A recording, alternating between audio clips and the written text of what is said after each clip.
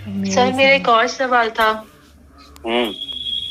Sir जिनको vitamin B12 की problem है तो वो तो नॉनवेज से ही मिलता है सर, वेज से तो नहीं मिलता कुछ। तो क्या जो फ्रूट डाइट पे हैं तो वो क्या मतलब सप्लीमेंट ही खाएंगे B12 बढ़ाने के लिए, और ऐसा कोई कुछ उपाय नहीं है? ऐसा कुछ भी नहीं है। हमारे यहाँ 99% लोगों का तो फ्रूट डाइट पे ही बढ़ जाता है। लेकिन सर अभी जो कुछ दिन पहले वो डॉक्टर दुबे के साथ में जो सेशन हुआ था, तो उसमें ज्यादा तो लोग जो यही बोल रहे थे हमारा B12 की कमी है, तो डॉक्टर सर ने बोला कि आप सप्लीमेंट लीजिए तभी B12 बढ़ेगा। ये सब में ही कमी होती है आजकल, ये बहुत कॉमन हो गया है। तो हाँ। उसे पूछना था सर, क्योंकि B12 तो सर नॉन वेज फूड से ही मिलता है। बिन और वेज में तो ऐसे वेज कोई पे मुझे नहीं जा लगता रहे नहीं हैं। नहीं, है ऐसा नहीं है ना। ऐसा इसलिए नहीं है कि जितने भी नॉन वेजिटेरियन होते हैं ना, एक जग भर के रखते हैं। उनको सबको B12 की जो है टैबलेट लेनी पड़ती है। आप किसी भी नॉन वेजिटेरियन, जो हार्ड कोर नॉन वेजिटेरियन है, उसका B12 चेक करो, तभी तो आपको पता लगेगा कि B12 से नॉन वेज से नहीं मिलता है। सर लेकिन जो जिम वगैरह जाते हैं, जो एक्सरसाइज खूब करते हैं, उनके अंदर भी सर B12 की कमी नहीं होती है सर? क्योंकि वो लोग तो बहुत ज्यादा ये प्रोटीन डाइट और नहीं, जो भी नॉनवेज बहुत खाते सप्लीमेंट हैं। नहीं लेता है उन सभी में B12 की कमी होती है। लेकिन अच्छा। 99% फ्रूटेरियंस जो सप्लीमेंट नहीं लेते तो भी उनका B12 बढ़ जाता है। मतलब अगर आप फ्रूट डाइट पे रहेंगे तो अपना B12 ऑटोमेटिकली बढ़ जाएगा? बिल्कुल, क्योंकि हमारी बॉडी B12 बना सकती है। लेकिन सर का तो कहना अलग था। दुबे सर जो डॉक्टर थे वो तो बोल रहे थे B12 आप फ्रूट डाइट पे भी रहेंगे तो भी आपको कमी रहेगी, तो आपको सप्लीमेंट लेना ही पड़ेगा। नहीं नहीं, ऐसा कुछ भी नहीं है। हमारे यहाँ तो कई सारे पार्टिसिपेंट्स का B12 बढ़ा ही है फ्रूट डाइट पे। अच्छा। मैं खुद ही नहीं करता सप्लीमेंट, और मैं फ्रूट डाइट पे नहीं था तो मैं सप्लीमेंट करते ही था B12। ओके, ठीक है सर। और कई सारे लोगों ने फ्रूट डाइट पे B12 बढ़े हैं, उनकी रिपोर्ट्स हमारे पास हैं। अच्छा, क्योंकि मैं अपने मेरे हस्बैंड को भी B12 की कमी आई है ना, तो डॉक्टर ने उनको सप्लीमेंट्स दिया है और विटामिन D का भी थोड़ा कमी आया है। तो वो बोले कि मैं तो नॉनवेज खा के रहूंगा भाई, मैं तो नहीं रह सकता फ्रूट पे, क्योंकि मेरा तो B12 बहुत कम आया है। डॉक्टर ने मुझे स्पेशली बोला है। तो मैं वही तो कह रहा हूँ ना कि वो कितना भी नॉनवेज खा ले उनका B12 कमी आएगा। अच्छा। मैं भी तो आपको यही बोल रहा हूँ, क्योंकि B12 जो है नॉनवेज से मिलता नहीं है, ये गलत धारणा है। पर सर ये गूगल पे सब जगह तो उसी का ही दिखाते हैं, इनफैक्ट डॉक्टर तक लोग बोलते हैं कि B12 मिलता है नॉनवेज से, जब डॉक्टर ही तो बोल आप रहे हैं अपने कि घर में ही एक्सपेरिमेंट करके देखो ना। आप अपने हस्बैंड को B12 की टैबलेट मत खिलाओ, खूब नॉनवेज खिलाओ, और फिर 1 महीने बाद चेक करा लेना पड़ता है कि नहीं पड़ता। पारुल जी, नॉन वेजिटेरियंस के भी B12 बहुत कम होते हैं, तो फिर कैसे होते हैं कम? उनके तो बड़े रहने चाहिए। हाँ, जो मेरा B12 भी बढ़ा और D3 तो दुगना हो गया है। हालांकि मैं इतना धूप में जाके नहीं बैठ रही थी, मेरी जहां से मैं बैठती हूँ वहां धूप आती है थोड़ी, तो उतने में ही मेरा बढ़ गया इतना सारा। तो ये दूध खाने से बढ़ता है, वो भी मुझे तो अभी शक होने लगा है। एक्चुअली हम लोग एक एनवायरनमेंट क्रिएट कर देते हैं बॉडी में जिससे अब्जॉर्प्शन बिकम्स इजी। पता नहीं, शायद गौरव सर इस पे वो कर सकते हैं, बता सकते हैं हमको।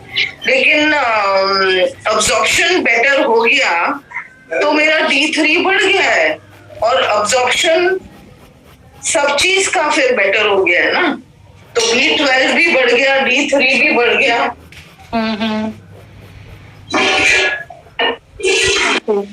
आप एक कॉमन सेंस से सोचो कि हमको ये बताया जाता है कि मंजन करना चाहिए, साबुन लगाना चाहिए, तेल लगाना चाहिए। ऐसे ही ये बताया जाता है कि B12 खाना चाहिए। क्योंकि यदि ये नहीं बताएंगे तो उनका सामान बिकेगा कैसे। सर लेकिन जो सप्लीमेंट नहीं दे रहे हैं, जो सिर्फ ये बोल रहे हैं कि आप सिर्फ नॉनवेज खाइए, तो उनका तो सामान से तो कोई वो है नहीं, वो तो अलग ही चीज है। अरे तो नॉनवेज खा के बढ़ तो नहीं रहा ना, मैं तो आपसे बोल रहा हूँ, आप अपने घर पे ही देख लेना। आप B12 के सप्लीमेंट बहुत ऐसा नॉनवेज नहीं खाते हैं सर, नहीं, यदि खा भी लें, जो लोग खाते भी हैं उनका भी नहीं बढ़ता ना, हमारे यहाँ तो कई पेशेंट आते हैं। अच्छा, अभी वो इवन जानवरों को भी B12 के सप्लीमेंट दिए जाते हैं। अरे जैसे जो खाने के पैक्ड आइटम होते हैं उनमें भी B12 डाला जाता है। ओ ऐसा, हाँ अच्छा, हाँ सर डालते हैं सर, कई जगह मेंशन रहता है B12 डी। जैसे ब्रेड है, ब्रेड में B12 डाल दिया, या गाय को इंजेक्शन दे दिए B12 के, इस तरीके से भी होता है। अच्छा, तो क्या सर गायों में भी कमी होती है क्या B12 की, जो जबरदस्ती इंजेक्शन डाल के B12 दिया जा रहा है उनको? बिल्कुल, जानवरों को भी कमी हो रही है ना, क्योंकि वो भी अपने नेचुरल डाइट से दूर हो गए। अच्छा, उनका नेचुरल डाइट क्या है? घास। हाँ जी। तो घास किस जानवर को मिल रही है खाने को? गाय को घास कहाँ मिलता है? गाय को क्या मिलता है? खली, जो सोयाबीन का तेल निकाल लिया उसकी जो खली बची, सरसों का तेल निकाल लिया उसकी जो खली बची। क्यों देते हैं खली? क्योंकि उसमें ऑयल कंटेंट ज्यादा होता है, तो जो दूध है उसमें फैट कंटेंट बढ़ जाए। अच्छा सर, ये लॉजिक है। क्योंकि दूध का प्राइस उसके फैट कंटेंट पे रहता है। ओके।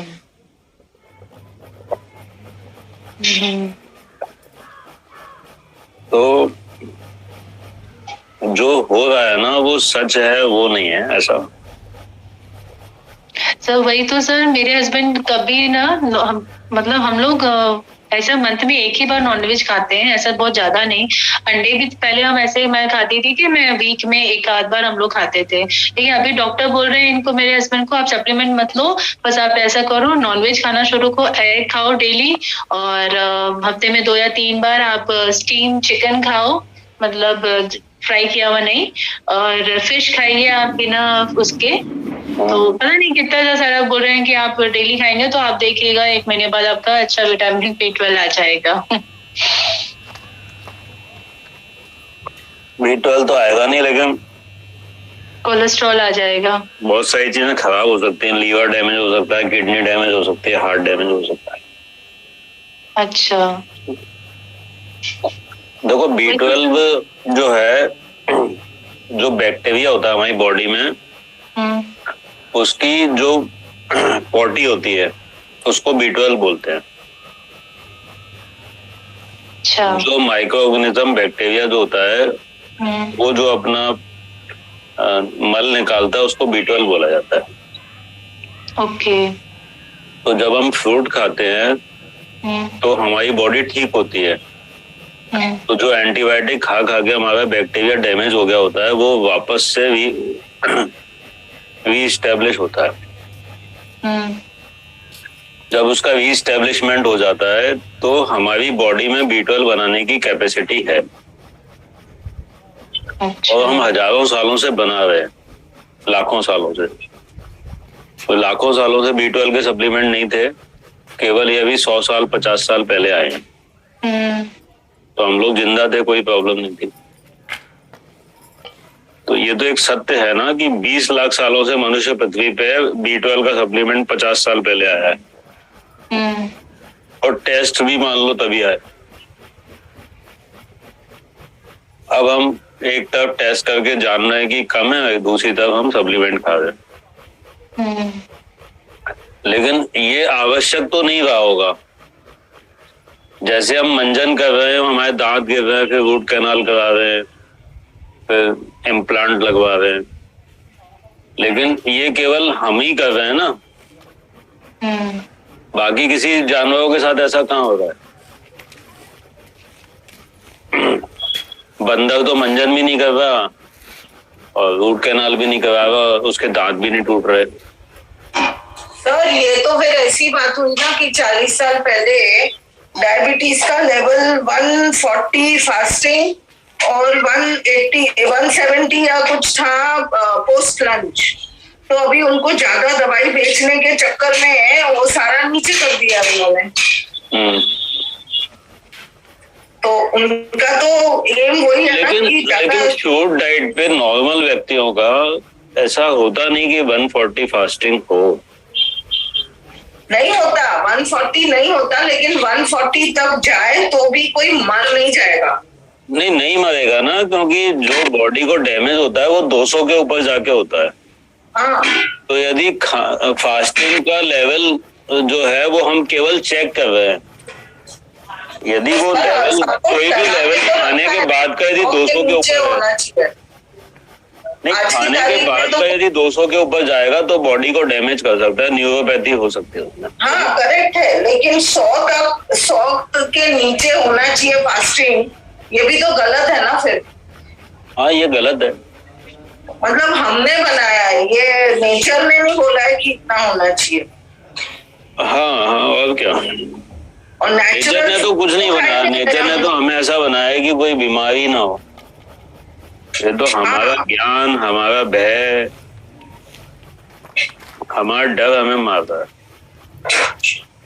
नहीं तो सर पहले कैंसर नहीं होता होगा जैसे अभी इतना ज्यादा रैम्पेंट हो गया है। कैंसर 100 साल पहले तो था। हाँ था, वही तो कह रही हूँ, पर इतना नहीं था ना। इतना नहीं था, लेकिन कैंसर की वजह 100 साल पहले भी वही थी जो आज है, एक्यूमुलेशन ऑफ टॉक्सिन्स। हाँ पर वो भी फिर ये दूध और ये सब पी के और हो रहा है ना। नहीं पहले भी पीते थे, कम पीते थे इसलिए नहीं पर कम पीते थे सर। मेरी मम्मी बताती थी कि उनके घर में 2 गाय थी ना, फिर भी और तो सबको छोटा छोटा 1 गिलास मिलता था।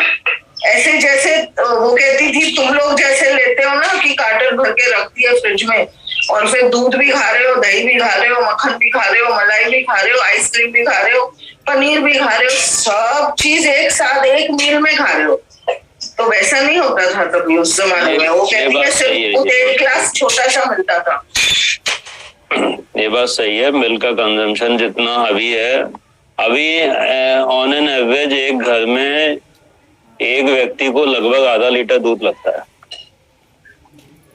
और पहले 10-10 लोगों का परिवार होता था, 1 आध लीटर में ही काम हो जाता था सबका। हाँ और जैसे शादी में चले जाओ आप या बाहर खाना खाने चले जाओ तो सूप में भी है, पिज्जा में भी है, सैलेड में भी दूध का कुछ डला है, तो सब चीज में। फिर मिठाइयाँ हैं, शरबत वो ड्रिंक्स है उसमें भी दूध है। तो शादियों में तो एक आइटम आपको बिना दूध का मिल जाए, वही नहीं, सिर्फ एक ककड़ी टमाटर के अलावा कुछ नहीं मिलता सर। मैं तो बहुत सारी शादियों में वही खा के आई हूँ। सर मुझे एक चीज और कहनी थी, जिन्होंने अपने घर में गाय लगाई है, जो खुद मतलब कुछ भी ऐसा मतलब प्रेग्नेंट नहीं करते हैं गायों को जबरदस्ती, और सिर्फ घास ही खिलाते हैं और तो सारा जो गाय को चाहिए रहता है, उनके घर में भी लोगों को कैसी बीमारियां हो रही हैं सर? जबकि वो लोग बाहर का भी कुछ नहीं खाते हैं, घर में ही खेती है, घर में सब कुछ है, घर में सब है। हाँ तो गाय का यदि दूध पी रहे हैं, उसको पाल रहे हैं, तो गलत तो है ही ना। हाँ सर, जैसे आप बोलते हैं कि नहीं, जो जबरदस्ती पालते हैं, जो जबरदस्ती दूध निकालते हैं, उनके साथ ज्यादा प्रॉब्लम होती है, उनके दूध के साथ कम। यहाँ तो वो जैसे मैं कल जिनसे मिलने गई थी वो बताई कि हम लोग के जब गाय का दूध होता है तो हम लोग सब लोग पीते हैं, हम लोग जबरदस्ती ऐसा नहीं निकालते हैं। जब जब वो गाय का दूध देती है तब तक हमारे घर में दूध पनीर ये सब बनता रहता है और हम लोग वही कंज्यूम करते रहते हैं। और गाय का ऐसा नहीं कि वो कहती बछड़ा तो बस एक स्पेसिफिक अमाउंट भी पीता है, उसके बाद तो वो इतना भंडार रहता है कि वो ना एक तरीके से वेस्टेज ही होता है गाय का, तो वो इसलिए वो एक्सट्रैक्ट करके निकालते हैं मिल्क को। आपको ये जो बात वो बोल रही हैं, आपको कितनी जस्टिफाई लग रही है? आप भी, आपके बच्चे हैं ना, माँ थी ना, आप हो ना, क्या है प्रॉब्लम? हाँ जी, हाँ जी। आपको ये अप्लाई आपके ऊपर करें तो आपको कैसा लगता है? हाँ सर, यदि हम आपको ये कन्विंस कर सकते हैं क्या सेम चीज। और सर वो लोग ये कहते हैं कि गाय को खुला छोड़ देते ग्रेजिंग के लिए। मैंने कहा तुमको एक 4000 स्क्वायर फीट के घर में भी खुला छोड़ते हैं, बाहर नहीं जाने दे और आपके बच्चे को नहीं मिलने दे तो चलेगा क्या? वही तो करते हैं ये लोग, बछड़े को बांध के। पारुल जी, आप अपने आप को गाय मान लो, बड़ी बात हो गई।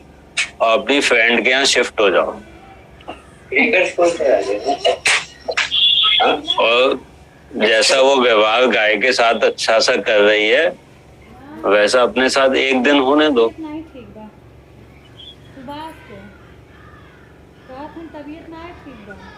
तो चलेगा क्या? सर नहीं चलेगा सर, बांध के तो कोई किसी को भी नहीं चल रखना चाहिए, किसी भी जानवर को। देखो आप ये देखो कि वो क्या करते हैं कि बच्चे को गाय को अलग अलग बांधते हैं और सुबह शाम खोलते हैं जब उनको दूध निकालना होता है तब। तो वो बच्चा और गाय जो है, गाय तड़पती रहती है दूध देने के लिए, क्योंकि हमारी बॉडी इस तरीके से डिजाइन है कि वो 1-1 घंटे में बच्चा दूध पी सकता है। तो लंबे समय तक जो है गाय दूध नहीं पिला पाती, क्योंकि मनुष्य बार बार 1-1 घंटे से दूध निकाल नहीं सकता। तो जब वो दूध भर जाता है उसके थानों में तब भी वो गाय मनुष्य को दूध नहीं देती। तब वो बच्चे को लेके आते हैं और जब बच्चा अडल्ट को टच करता है तब वो दूध नीचे उतरता है। तभी वो ये डिसाइड करते हैं कि अब ये बच्चा दूध नहीं पी सकता, इसकी तबीयत खराब हो जाएगी। वो हो सकता है हो भी, क्योंकि बच्चा सुबह से भूखा है। अच्छा। अब वो ज्यादा क्वांटिटी में दूध पी लेगा तो उसकी तबीयत खराब हो सकती है। ऐसा इंसान के बच्चे के साथ भी हो सकता है कि यदि इंसान के बच्चे को दूध ना दिया जाए और फिर अचानक से 8 घंटे बाद माँ के साथ लगाया जाए तो वो ज्यादा पी सकता है।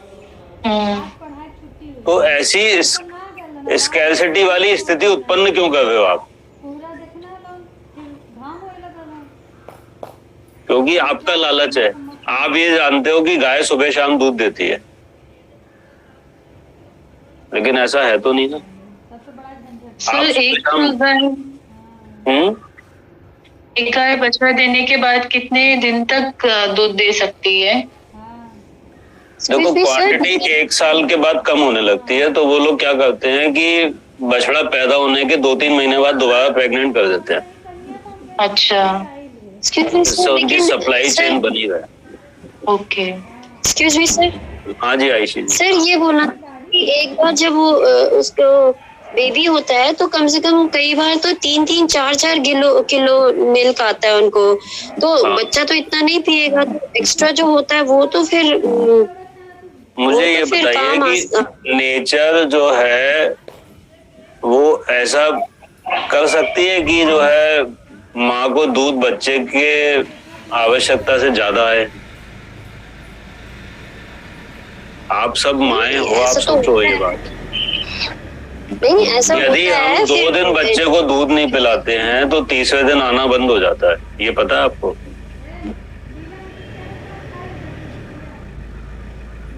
अभी ये आप जानते हो या नहीं जानते हो? हाँ कम हो जाता है। हाँ जी। तो वो सप्लाई एडजस्ट होती है ना आवश्यकता के अनुसार। हाँ जी हाँ जी। लेकिन सर ये भी है, मेरे हस्बैंड कहते हैं कि अगर मान लो सारे गायों का मतलब अगर उनको नहीं मतलब उनका दूध नहीं होगा तो बेचारी फिर सारे उसमें जाएंगे स्लॉटर हाउसेस में। तो ये वो तो आर्टिफिशियली रोजाना 1 लाख गायों को पैदा किया जा रहा है आर्टिफिशियली, जो कि इस दुनिया में आते ही नहीं, अपना दूध का लालच नहीं। जो नॉर्मली होते हैं ऑलरेडी है, उनको आप घास खिलाओ ना, उनको रखो। कौन मना कर रहा है? मैं आपके यहाँ भिजवा देता हूँ, बहुत सारे घूम रहे हैं। नहीं, और फिर स्लॉटर भी कम हो जाएगा ना, हमको वही तो चाहिए कि स्लॉटर ही कम। आप जो है जब अपनी सप्लाई बंद हो जाएगी, मान लो आज कोल्ड ड्रिंक लोग पी रहे हैं और रोजाना 1 लाख बोतलें बन रही हैं, तभी तो 1 लाख पी रहे हैं। यदि आज हम फैक्ट्री बंद कर दें तो कितने दिन पियोगे? तो रोजाना 1 लाख गाय पैदा की जा रही हैं हमारे दूध के उत्पादन के लिए। यदि आज हम उनको बंद कर दें पैदा करना तो कितने दिन होगी ये क्रुएल्टी? नहीं, जो एग्जिस्टिंग है उनका क्या किया जाएगा? एग्जिस्टिंग मान को लो आप पालो ना, एग्जिस्टिंग के लिए किसने मना किया है? उनका दूध पीने की जरूरत नहीं है। तब तो सर ऐसे गाय पालने का भी कोई मतलब नहीं, जो जिस चीज के लिए हमारी हेल्प ना हो। तो आप किसी की हेल्प क्या करोगे? प्रकृति ने सबके लिए हेल्प बना रखी है। प्रकृति ने घास ऑटो मोड पे चलती है, गाय उसको ग्रेस कर सकती है।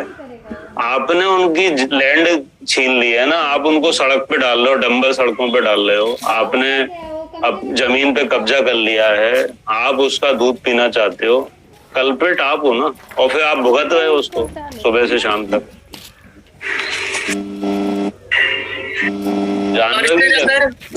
जानवर थोड़ी कोई भी वाइल्ड में भूखा मरने वाला है।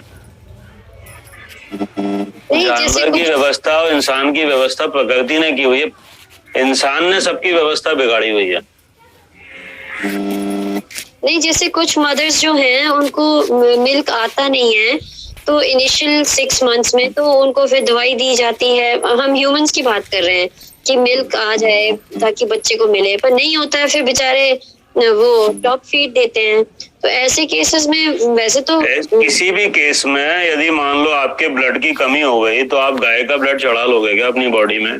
गाय का मिल्क तो तब भी एडवाइज नहीं करते हैं। वो कहते हैं बहुत हार्ड होता है, हार्श होता है, और 6 मंथ से छोटे बच्चे को तो वैसे भी नहीं देना चाहिए, वो डाइजेस्ट ही नहीं कर पाएगा। लेकिन लोग देते ही हैं। ये तो मुझे नहीं पता, पर लेकिन जिन माओं को दूध होता ही नहीं ना, ऐसे केस में वो मदर्स अपने बच्चे को बाहर का दूध पिलाती हैं। मतलब चाहे गाय का हो, गाय का पिला दो, गधे का पिला दो, कुत्ते का पिला दो, लेकिन वो बेबीज का क्या होता है जिनको आप पिलाते हो? हाँ नहीं, वो तो रेकमेंडेड आप तो अपना फिर आप मत पालो ना, नहीं हो पा रहा तो आपसे बच्चे पैदा क्यों कर रहे हो? सो वो तो बाद में पता चलता है। नहीं तो फिर बाद में बच्चे को भी भुगतना, जीवन भर आपको भुगतना बच्चे को। अभी तो आपने एक थोड़ी सी अपनी अकल लगा के ये सब काम कर दिया खराब, कि अपना काम निपटा दिया, दूध नहीं आ रहा, गाय का दूध पिला दिया। उसके बाद क्या हुआ? उसके बाद किसी बच्चे को टाइप 1 डायबिटीज हो गई, किसी को पीसीओडी हो गया, किसी को ब्लड कैंसर हो गया, फिर लेके घूम रहे हो। उसके बाद क्या है? इसका जवाब क्या दें? तो सोल्यूशन होना चाहिए ना उन मदर्स का। आप बताओ ना, टाइप 1 डायबिटीज वाला कोई एक बच्चा बता दो जिसने गाय का दूध नहीं पिया हो, एक बच्चा। सर इसका जवाब क्या दूं? जैसे मेरे हस्बैंड कहते हैं कि जब गायों का पर्पस होगा ही नहीं मिल्क के लिए, तो जितनी भी हैं सबको मारा जाएगा। ये जो कोई तो नहीं मारा जाएगा, मारा तो आज जा रहा है दूध की वजह से।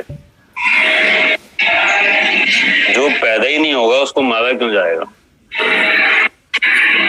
और सर उनकी फ्रीक्वेंसी भी नहीं होगी। अगर बछड़े को भी हम लोग खुला छोड़ते तो वो सब दूध पी लेगा। ये जो एक्स्ट्रा मिल्क का जो फंडा है, ये हमने ही क्रिएट करा है हमारी ग्रीड की वजह से। उतनी पैदाइश भी नहीं होगी, अभी तो पैदा करे जा रहे हैं। और ये एक्स्ट्रा मिल्क का फंडा आप लेडीज जिनके बच्चे हो, आपको समझ में कैसे आ जाता है? आपके पति आपको कैसे समझा देते हैं? जबकि आप सोचो यदि आपके साथ कोई ऐसा कहे कि आयशी मिश्रा का एक्स्ट्रा मिल्क है, मैं पीऊंगा, ऐसा कभी भी नहीं हो सकता। और नेचर का ऐसा तो आपके बिल्कुल जो है ना, बिल्कुल ऐसा शौक में आ जाओगे आप कि ये क्या कह रहे हो। मेरी सिस्टर जैसे हिमाचल में रहती है, उनका एक भैंस है बहुत सालों से। तो वो तो जब वो प्रेग्नेंट हुई थी तो कहते 4-4 किलो आता था। तो अरे मैं कह रहा हूँ 4 किलो आएगा तो उसका बछड़ा जो है वो भी तो 1 साल में 100 किलो ग्रो करता है। तो एक दिन में वो 4 किलो थोड़ा ना पी सकता है। क्यों नहीं पिएगा? यदि आएगा तो पिएगा। प्रकृति लेके आ रही है ना, आप लेके आ रहे हो क्या? आप कैसे डिसाइड कर सकते हो? नहीं, दिन में 2 बार अगर देती। मुझे एक बार बताओ, आपका बच्चा कितने किलो का पैदा हुआ था? 2.5 किलो का, 3 किलो का? हाँ वो तो ठीक है। ठीक है, आपका दूध कितना आता था दिन भर में? 1 लीटर। तो जब आपका 3 किलो का बच्चा 1 लीटर दूध पी सकता है, तो वो जो 30 किलो का बच्चा है वो 3 किलो दूध क्यों नहीं पी सकता? वो तो नीड के अकॉर्डिंग ही आता है। वो दूध हमारे लिए है ही नहीं, और हम सब माए हैं। माओं को जो दूध भी नहीं आता है उसका भी रीजन है क्यों नहीं आता है दूध। हमारा खान पान, हमारा लाइफस्टाइल है। दूध आना तो नेचुरल है, ये सी सेक्शन एंड ऑल ये हमने इतना मेसअप कर रखा है कि ये चीजें तो होनी ही है, जो करा है वो भुगतना पड़ेगा ही। माँ को दूध इतनी सारी लड़कियों को पीसीओडी लेके घूम रही हैं, हमारे पास तो कम से कम 10,000 केस आ चुके। और ये समझ लो कि 10 में से 5 लड़कियों को पीसीओडी हो रहा है। हार्मोनल प्रॉब्लम हो रही है, चेहरे पे बाल आ रहे हैं, कुछ हो रहा है, कुछ हो रहा है। ऐसा क्यों हो रहा है? ये भी नॉर्मल है। चीजें तो पहले कभी थी नहीं, हमारे माओ को पूछो। वो तो ठीक है, लेकिन वही वाली बात, वो डरावनी सिचुएशन लगता है ना। मान लो आपका ये बात भी ठीक है कि जितना जरूरत है उतना ही आएगा, लेकिन वो वाली डरावनी सिचुएशन की हम लोग तो रिस्पेक्ट। अबे मैं कह रहा हूँ जितना जरूरत है उतना भी नहीं आएगा यदि आप 3 दिन नहीं पिलाओगे तो। बिल्कुल सही, नहीं आता है दूध, बंद हो जाता है। हमारा बॉडी इतना इंटेलिजेंट है, वो तुरंत बच्चे का जो सकलिंग पावर है वो जितना पिएगा उतना ही आएगा। इनिशियल डेयरी फार्म्स में क्या करते हैं कि बच्चे को मार के उसके जो सिर होता है उसको काट के उसमें भूसा भर के गाय के और भैंस के सामने लटका देते हैं, जिससे कि उसको लगे कि उसका बच्चा जिंदा है, और फिर दूध निकालते हैं। स्टिमुलेट करते हैं उनको। ये तो क्रिएटिव हो रही है और उनको बोलने नहीं आता तो उस चीज को बोलते हैं खाल बच्चा, तो वो खाल बच्चा बनाते हैं। नहीं चलो ये तो एक्सट्रीम हो गया, लेकिन उनको क्या जवाब दें कि जो हम तो एज हिंदूज काउस को आपको जवाब यही देना है कि बिल्कुल भगवान ने ये कहा है कि जैसा कर्म आपको अपने लिए उचित लगता है वैसा कर्म आप दूसरे के साथ कर सकते हो। तो जिन जिन लेडीज को ऐसा लगता है कि उनका दूध भी किसी को पिलाया जा सकता है, उसी स्थिति में जैसे वो पीना चाहती हैं उनको बांध दिया जाए, उनके बच्चे को अलग कर दिया जाए, उनका एक्स्ट्रा दूध निकाल लिया जाए और थोड़ा सा बच्चे को दे दिया जाए। वो ऐसा जो करने को तैयार हैं, जो अगले जन्म में गाय भैंस बनने को तैयार हैं, वो सब दूध पीने के लिए स्वतंत्र हैं। क्योंकि जो करोगे वही भरोगे। तो यदि आप ऐसा कर रहे हो तो आप बिल्कुल मान लो कि आपको अगले जन्म में दूध देने वाली गाय बनना है, जिसको हर साल प्रेग्नेंट किया जाएगा जबरदस्ती। बच्चे पैदा होंगे, उनको अलग बांध दिया जाएगा, आपको अलग बांध दिया जाएगा, फिर भगवान के नाम पे आपका दूध निकाला जाएगा। यही आपके कर्मों का फल है। और वो भुगत रही होंगी जो गाय होंगी, उन्होंने भी पिछले जन्म में ऐसी ही हरकतें की होंगी। तो ये सर्किल है, ये जिंदगी का, यही गीता का ज्ञान है। और ज्ञान गीता में दिया गया है, बाकी कहीं नहीं दिया गया। जो कृष्ण भगवान ने दूध पिया या लड़कियों के कपड़े चुराए या जो भी किया, वो ज्ञान नहीं था। वो उन्होंने गीता में इस चीज का जिक्र नहीं किया कि आप जो है लड़कियां ना रही हैं तो उनके कपड़े कैसे चुराने हैं, या मटकी फोड़ के दूध कैसे पीना है, या माखन कैसे चुराना है। जो ज्ञान वाली बात है वो गीता में है। गीता में स्पष्ट लिखा हुआ है कि सभी प्राणियों में मैं बराबर हूँ, और जो व्यवहार आप दूसरे के साथ कर रहे हो वही अपने साथ एक्सपेक्ट करो।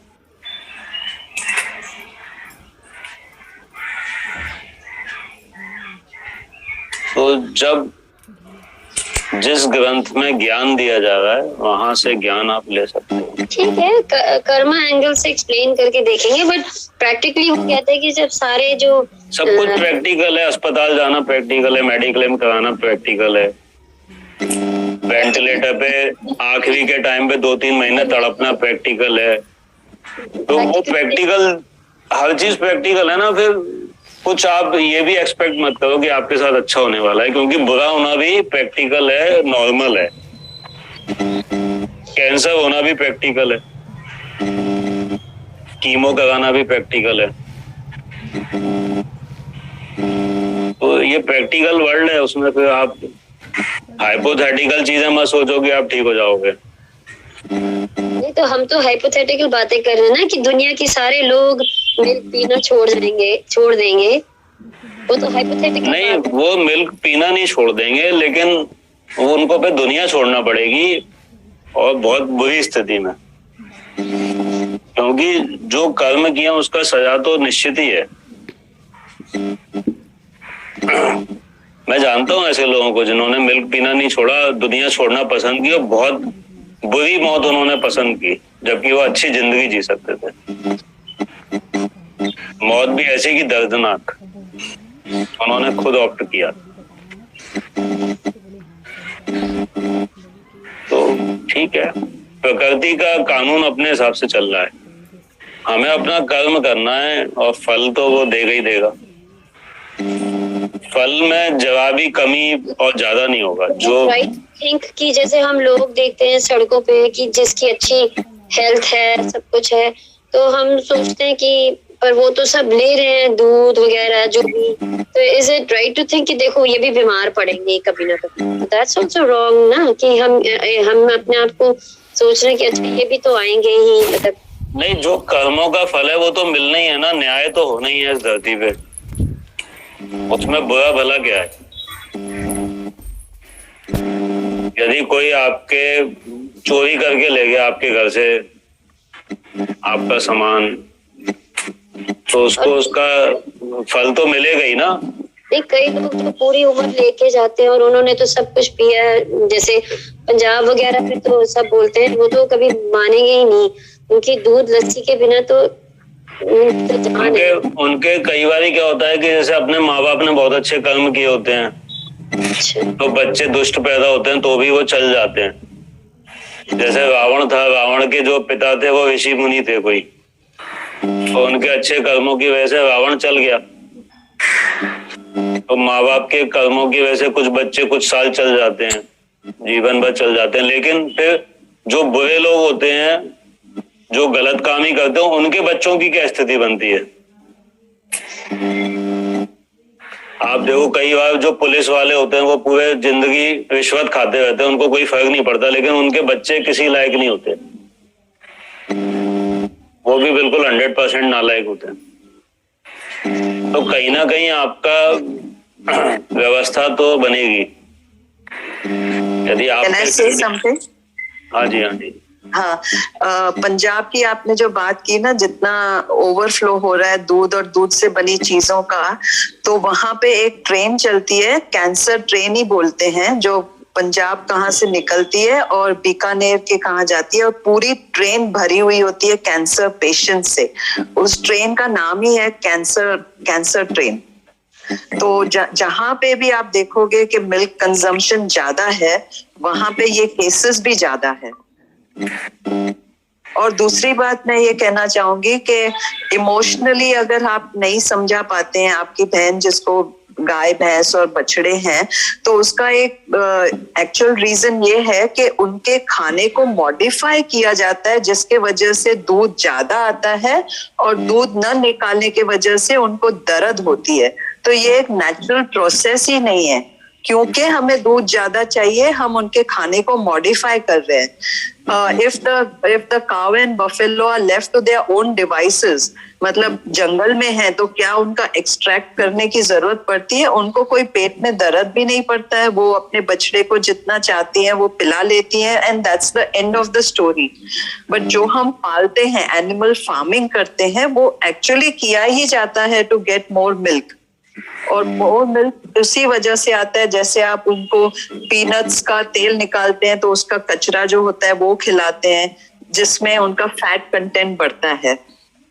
तो ऐसे कोई भी माँ नहीं है, वेदर एनिमल और ह्यूमन, जिसका भाई एक्स्ट्रा मिल्क होता है। गाय भैंस और चाहे हम उतना ही दूध देते हैं जितना हमारे बच्चे की जरूरत होती है। So this is one explanation you can give to your relative जो कहते हैं कि ज्यादा होता है बछड़े के पीने के बाद। एक और भी बात है कि बछड़े को सिर्फ शाम को और सवेरे, जब हमको उसका दूध निकालना होता है, उसी समय बछड़े को अपने माँ के पास लिया जाता है। थ्रू आउट द डे हमारे बच्चे को तो पूरा दिन जब ऑन डिमांड हम सप्लाई करते हैं, इनको सिर्फ सवेरे और शाम सामने लाया जाता है पीने के लिए। फिर कहा जाता है कि ज्यादा पिएगा तो उसको लूज मोशन होंगे। लूज मोशन इसीलिए होते हैं क्योंकि हम टाइमिंग पे उनको पिलाते हैं, तो वो ज्यादा पी लेता है। अगर सारा दिन खुला छोड़ा जाए, एज एंड व्हेन उसको पीने दिया जाए, तो उसको लूज मोशंस भी नहीं होंगे। तो ये हमारी पूरी जरूरत के हिसाब से ये सारा चल रहा है। It's not natural at all. लेकिन एक बात कहनी थी मुझे कि हमारी मैथोलॉजी भी तो हमें गलत ही चीज सिखाएगी ना, क्योंकि लोग उसी को फॉलो करते हैं जो हमारी मैथोलॉजी में। ज्यादातर हिंदूज में तो यही था कि कृष्ण जी पहले दूध पिया करते थे, तो उससे वजह से आज कितना भी इंफॉर्मेशन आ जाए ना कि milk is not good and ये वो, तो भी लोग अभी भी कृष्णा फॉलोअर्स जितने हैं या फिर नहीं भी लोग जो नहीं भी पूजा करते, वो भी कृष्णा का एग्जाम्पल देके बोल देते भाई वो तो पीते थे तो फिर उन्होंने ही स्टार्ट किया है, सब गीता वीता में सब जगह लिखा है, तो उसको कैसे हम डिफाइन करते? हाँ नहीं पारुल, कृष्णा को माखन चोर किया कहा जाता है, दूध नहीं। और ऑल्सो आप ये बात समझें कि उनके पास 80,000 गायें थी, something like that, I might be wrong in the figures. 80,000 गाय थी, उसके बावजूद भी उसको माखन चुराना पड़ता था। तो एबेंडेंस क्यों नहीं था, ज्यादा क्यों नहीं था, मतलब पड़ा होए खाता जाए वो, लेकिन उसको चुराना क्यों पड़ता था? क्योंकि इतनी स्कैर्सिटी थी तब भी। 80,000 गाय होने के बावजूद भी थोड़ा सा ही निकलता था, जो छोटे बच्चे हैं या जो बुजुर्ग हैं जो खाना नहीं खा सकते हैं, उनके लिए रखा जाता था। तो वो माखन चोर कहते हैं। सोचो इसके बारे में कि उसके बावजूद भी उसको चुरा के खाना पड़ता था। एबेंडेंस होना चाहिए ना खूब सारा, इतनी गाय भैंसे तो दूध की तो नदियां और माखन इतना सारा होना चाहिए कि वो जब चाहे खा सके। उसको ऊपर बांध के रखते थे और उसको चुराना पड़ता था। तो ये भी इसमें डेप्थ में जाने वाली बात है। लेकिन आपने जैसे कहा कि पहले बुजुर्ग और बच्चों को माखन दिया जाता था, तो इसका क्या आंसर है? हाँ मतलब आप कुछ खा ही नहीं सकते तो थोड़ा पोषण में, प्लस वहाँ तब इतना हम ग्रीड नहीं था जिस तरह से आज। सवेरे से आप अगर मार्क करो, सवेरे से रात, आपको पता ही नहीं चलेगा कि आप कितना दूध कंज्यूम कर रहे हैं। आपके बिस्किट्स में दूध है, आपके चिप्स में दूध है, आपके ब्रेड में दूध है। उसके अलावा तो जो दिख रहा है, ये तो जो नहीं दिख रहा है उसमें दूध की बात कर रही है। बाकी जो दिख रहा है पनीर, मक्खन, बटर, दही, ये तो जो है ही। तो इतना कंजम्पशन ये एक्सट्रीम है। और तब गाय को सही में अपने बछड़े को पीने के बाद जो थोड़ा थोड़ा निकलता था, इसी वजह से 80,000 गाय में से भी इतना पोर्शन निकलता था जो प्योर था। न पालने में उसकी कंटेमिनेशन थी, दूध मतलब गाय को जो खाना खिलाया जाता था उसमें प्योरिटी थी, प्लस सही मायने में बछड़े को पूरा पिलाने के बाद निकाला जाता था। और जो कॉन्वलेसिंग है, जो बीमारी के बाद जो ठीक होने की अवस्था कॉन्वलेसिंग है, उसमें थोड़ा सा दिया जाता था खाना शुरू करने के लिए। तो बहुत सारे पैरामीटर्स थे जिसके वजह से फिर भी ह्यूमंस कंज्यूम कर पाते थे। अभी की तो स्थिति आप तीनों तरह से सोचो कि हमारे लिए कितना हानिकारक है। एनवायरनमेंट के लिए हानिकारक है एनिमल फार्मिंग, क्योंकि उसमें मिथेलिन गैस पैदा होती है स्लॉटर में, उनके खाने में, तो वो एनवायरनमेंट के लिए हार्मफुल है। ह्यूमंस के लिए हार्मफुल है क्योंकि वो हार्मोन्स है। जो हमारा बच्चा 3 पाउंड का पैदा होता है और उनका 19 साल लेता है बड़ा ह्यूमन बीइंग बनने तक। गाय का बच्चा 2 साल में कितने किलो का हो जाता है, तो उसके लिए उतना उसका दूध जरूरी है। वो पी सकता है, वो डाइजेस्ट कर सकता है, उसमें ग्रोथ हार्मोन है जो उसके छोटे से बछड़े को फुल ग्रोन गाय 2 साल के अंदर बनाता है। सोचो वही ग्रोथ हार्मोन अगर ह्यूमन बीइंग पिएगा what is cancer? Cancer is a growth hormone. तो ये ग्रोथ हार्मोन के साथ आता है दूध, और अगर हम ग्रोन अप्स अगर उसको पिएंगे तो जरूर कैंसर होगा, और हो भी रहा है। जो जो जगहें ज्यादा कंजम्पशन है दूध की, वहां पे ऑस्टियोपोरोसिस के केसेस ज्यादा है, कैंसर के केसेस ज्यादा है, हर किस्म की बीमारी ज्यादा है। This is statistical. मतलब आप गूगल में जाएंगे तो देखेंगे वेस्टर्न कंट्रीज जहाँ पे यूरोप पूरा यूरोप देखिए, वहां पे ऑस्टियोपोरोसिस के केसेस ज्यादा है, क्योंकि वहां पे दूध कंजम्पशन ज्यादा है, कैंसर ज्यादा है। वेरएज आप ईस्ट में चले जाओ, Indonesia, Cambodia, Thailand, China, Japan, जहाँ पे दूध का कोई कंजम्पशन ही नहीं है, वहां पे कोकोनट मिल्क बेस्ड ग्रेवीज बनाई जाती है, टोफू खाया जाता है। आप वहां देखोगे कि वहां पे ऑस्टियोपोरोसिस के केसेस भी बहुत कम है। तो ये तो स्टैटिस्टिक्स है, और हमारे लिए अच्छा नहीं है, एनवायरनमेंट के लिए अच्छा नहीं है, एनिमल के लिए अच्छा नहीं है। जितना हम लोग मतलब ये इसको बोलते हैं लिक्विड बीफ, दूध को कहते हैं लिक्विड बीफ, ठीक है। और मतलब कि ये सब है कारण, जिसको भी मतलब समझना हो तो बहुत है, गूगल पे समझ सकते हैं। Thank you so much Madhavi ji, आपने बहुत सारी चीजें डाउट क्लियर कर दी है, बहुत अच्छा लगा। आपने बहुत अच्छे से सारे चीजें प्रैक्टिकल में भी बता दी, मुझे काफी चीजों का डाउट हो गया था। Thank you so much. अब जो ऐसा मुझसे क्वेश्चन पूछेंगे, at least I will be able to answerable for those questions.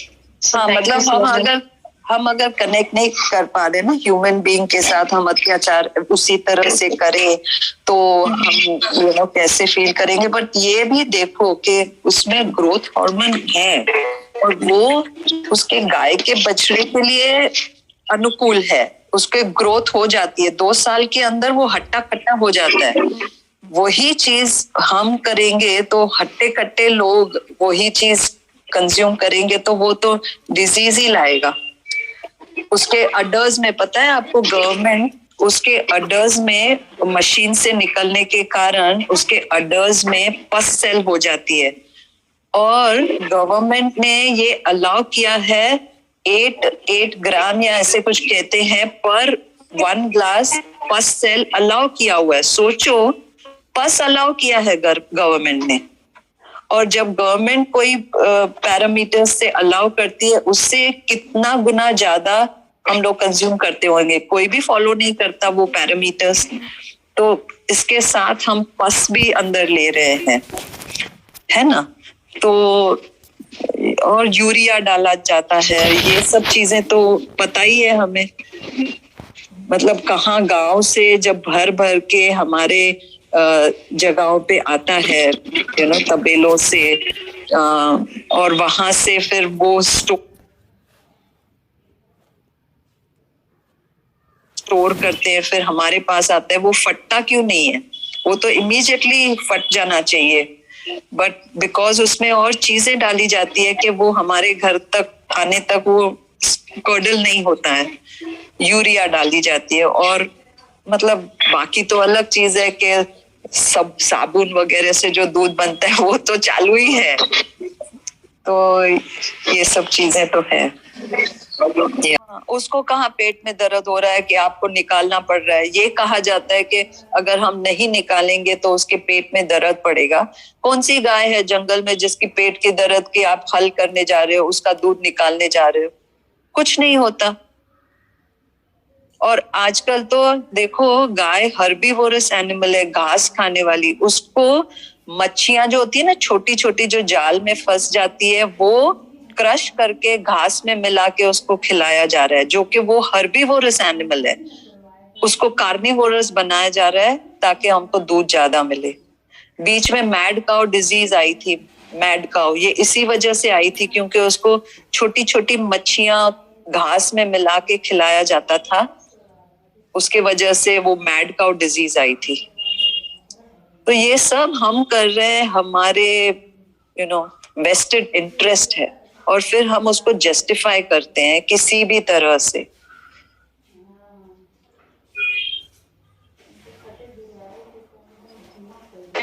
मुझे फिश के ऊपर भी कुछ पूछना था कि जैसे ये बंगाल में बहुत सारे लोग जो फिश कंज्यूम करते हैं, बंगाल या उड़ीसा में, तो वो लोग कहते हैं कि वो लोग तो अपने भगवान देवी देवताओं को भी फिश ही चढ़ाते हैं। इवन हर अच्छे फंक्शन में वो लोग फिश ही चढ़ाते हैं, और फिश ना एक्चुअली हेल्थ के लिए ठंडा रहता है, मतलब वो नुकसान नहीं करता। Is it correct? नुकसान नहीं करता। हाँ, नुकसान नहीं करता, वो ठंडा रहता है, इसलिए उसमें देवी देवताओं को भी चढ़ाया जाता है। और वहाँ पे मतलब हर बड़े फंक्शन में फिश को ही मतलब मेन माना जाता है, मछली का वो लोग ज्यादा करते हैं बंगाल और उड़ीसा में। ये दो हाँ, हाँ, उनकी वो डेलिकेसी है, अब वो भगवान के नाम पे और खा रहे हैं। मतलब देखो, बंगालीज का फेवरेट खाना ही फिश है, तो वो अपना फेवरेट चीज ही चढ़ाते हैं और उसको फिर भगवान का नाम दे के जस्टिफाई करते हैं। ये सब बनाया हुआ है पारुल।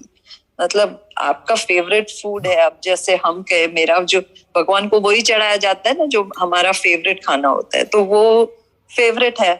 बंगालीज का फेवरेट स्टेपल डाइट ही फिश है। लेकिन जैसे कहा जाता है जो सी साइड में जो लोग रहते हैं, चाहे बॉम्बे हुआ और या फिर मतलब बंगाल, जो भी सी साइड के है, केरला हुआ, ये सारी जगह पे ही फिश का कंजम्पशन ज्यादा इसलिए होता है क्योंकि वो लोग का स्टेपल फूड ही वही था। मतलब हाँ। उन लोग को सब्जियां कभी मिलती नहीं थी, तो वो इसलिए हेल्दी भी रहे कई साल तक। नहीं पारुल जी, ऐसा सच नहीं है। जो आप सुनते हो ना, या जो हम जानते हैं, वो जो प्रेवलेंट इंफॉर्मेशन है वो सच नहीं है। हम लोग सी साइड पे रहने के लिए डिजाइन ही नहीं है, रहते ही नहीं थे हम। ये देखो कि हमने जो देश ढूंढे, मान लो अमेरिका ढूंढा कितने साल पहले, लोगों ने इंडिया ढूंढा कितने साल पहले। हम नहीं सर, लेकिन वो जैसे ओकिनावा आइलैंड्स वगैरह में तो श्रिम्प सी फूड खा के भी वो लोग लॉन्गेविटी रह रहे हैं उनके। तो वो हमारा फूड नहीं है ना, कैसे खाओगे आप? ले आओ मछली, आप देखोगे बदबू आएगी, आपको पकाना पड़ेगा। पर ये जो जापानीज आइलैंड्स में तो उनकी लॉन्गेविटी से रिलेटेड है, वो कहते हैं। नहीं देखिए, मैं आपको बताऊं, आप जो इतिहास को लेके चल रहे हो वो बहुत छोटा सा इतिहास को लेके चल के डिसीजन ले रहे हो। एक एवरेज फ्रूटेरियन की लाइफ लगभग 200 साल होती थी, लगभग 200 साल। हम लोग लगभग 20 लाख सालों से धरती पे हैं। ये एक फैक्ट है, ये 20 लाख सालों से धरती पे हैं। ये कोई हवाबाजी नहीं है, ये एक साइंटिफिक फैक्ट है। ये कोई भी धर्म, राम कृष्ण, कोई दावा नहीं कर सकता इतने लंबे समय का, लेकिन ये एक साइंटिफिक फैक्ट है। इस धरती पे डायनासोर्स भी थे, ये भी फैक्ट है। उनके अपन ने स्केलेटल निकले हैं जमीन के नीचे से, जबकि रामायण में, भागवत में, महाभारत में कहीं उसका जिक्र ही नहीं है, क्योंकि वो अनआइडेंटिफाइड रहे। तो वो ज्ञान सत्य पे आधारित नहीं है ना, वो एक व्यक्ति की परिकल्पना हो सकती है जिसने श्री कृष्ण का चरित्र का वर्णन किया, राम के चरित्र का वर्णन किया, लिख दिया उसने, हमने मान लिया, हम मान लेते हैं।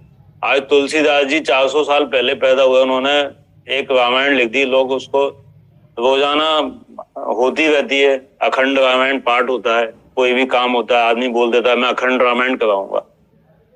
जो रामायण होती है उसमें लोग समझते ही नहीं है कि बोल क्या रहे हैं, सुनने वाले सुनते हैं, उनको भी नहीं समझ में आता, चल रहा है कार्यक्रम। धर्म के नाम पे जो है औरतों को मंदिरों में रखा जाता था उनके यौन शोषण के लिए, उनको देवदासी बनाया जाता था। आज आप जिस धर्म की बात करते हो उसी धर्म के नाम पे यदि आपको बना दिया जाए तो फिर आपको कैसा लगेगा? धर्म के नाम पे लोगों को पति के मरने के बाद जिंदा जलाया जाता था, आपके साथ ऐसा हो जाए तो फिर आप उस धर्म को कितना मानोगे? क्योंकि उस शोषण के दायरे में, उस एक्सप्लॉयटेशन के दायरे में आप नहीं हो, दूसरा है, इसलिए आप धर्म की बात कर रहे हो। आज मान लो कि आप जो है ब्राह्मण नहीं हो, आप शूद्र हो और आपको पानी पीने की इजाजत नहीं हो, मंदिर में जाने की इजाजत नहीं हो, तब आपको कैसा लगेगा? जो शूद्र थे उनकी स्त्रियों को कपड़े नहीं पहनने दिए जाते थे आज से 100-200 साल पहले, कि तुमको ये भी अधिकार नहीं है। वो भी धर्म के नाम पे होता था। यदि आप उनमें से एक होते तो आपको कैसा लगता है हिंदू धर्म? हिंदू मंदिरों में जानवरों की बलि चढ़ाई जाती थी, मांस खाया जाता था, वेदों में लिखा गया है। तो आपका मतलब है ये धर्म और मान्यताएं बाद में आई हैं, है ना? ये तो सुधार किए गए हैं। एक आदमी को 10 शादियां अलाउ थी हिंदू धर्म में, आपके पति अभी 4 शादी कर लें, एक लड़की को रख लें, तो आपको कैसा लगेगा? राजा दशरथ की 3 रानियां थी। हिंदू धर्म में कहाँ अलाउड है? बिल्कुल अलाउड था। राजा दशरथ की कितनी रानियां थी? हिंदू नहीं थे क्या वो? मुसलमान थे। कृष्ण भगवान की कितनी पत्नियां थी? हिंदू नहीं थे वो, मुस्लिम थे वो। ये तो हिंदू मैरिज एक्ट जो है अंग्रेज लेके आए हैं। ये सुधार किया गया है आपकी व्यवस्था में। आपको पता ही नहीं है कि हिंदू धर्म क्या है। हिंदू धर्म में वो सब कुछ अलाउ है जो औरतों पे अत्याचार कर सकता है। यदि आप हिंदू बन जाएंगे तो आपकी स्थिति खराब हो जाएगी, तालिबान वाली स्थिति बन जाएगी आपकी। और सर एक क्वेश्चन और है कि जैसे ये जो बंदर जो है, जानवर तो हैं, हम उन सबसे बड़े इसीलिए हैं क्योंकि हम लोग कॉम्प्लेक्स चीजें बना सकते हैं, जैसे कंप्यूटर्स, ये सब। ये बंदर कहाँ बनाते हैं? तो हम अगर उनके उसमें जाएं, हमारा ब्रेन तो उनसे ज्यादा डेवलप्ड है, वो इसलिए भी माना जाता है कि काम तो अपनी जो इंटेलिजेंस है वो बंदर से कम हो गया ना, डेवलप हो गए, क्योंकि वो बीमार नहीं पड़ रहे बंदर, आप बीमार पड़ रहे हो। आपको चश्मा लगा उनको नहीं लगा, आपको कपड़े पहनने पड़ रहे हैं उनको नहीं पहनने पड़ रहा है, आपको साबुन लगाना पड़ता है उनको नहीं लगाना पड़ता, आपकी किडनी फेल हो रही है उनकी नहीं हो रही, आपकी खड़े खड़े गिरने से हड्डी टूट रही है, वो पेड़ से गिर रहे हैं तो भी हड्डी नहीं टूट रही। बीमारी के हिसाब से, बट कॉम्प्लेक्स कैलकुलेशंस और कॉम्प्लेक्सिटी ऑफ माइंड में तो उससे हासिल क्या हुआ? Complex calculation of complexity of mind से आपने हासिल क्या किया? आपने पृथ्वी का विनाश सुनिश्चित किया। नहीं, इन्वेंशंस तो अभी भी होते जा रहे हैं। आपने एटम बम बनाया, आपने जो भी पॉल्यूशन छोड़ने के तरह तरह के चीजें इजाद किए, कंप्यूटर से लेके क्या क्या तो आविष्कार। ग्लोबल वार्मिंग का कारण हो ना आपके इन्वेंशन और आपका दिमाग। तो ऐसे दिमाग का जो पृथ्वी के विनाश में सहायक हो, ऐसे दिमाग का बंद हो जाना ही उचित है। ऐसे मनुष्यों को इस धरती से भगवान उठा ले तो ही उचित है, क्योंकि यदि वो बने रहेंगे तो पृथ्वी नष्ट हो जाएगी और फिर सभी जीव जंतु प्राणी नष्ट हो जाएंगे। तो ऐसी उन्नत किस्म का जो जिस डाल पे बैठी है उसको काटना चाह रही है, ऐसी समझदार लोगों का इस पृथ्वी पे रहने का कोई कारण नहीं बचता।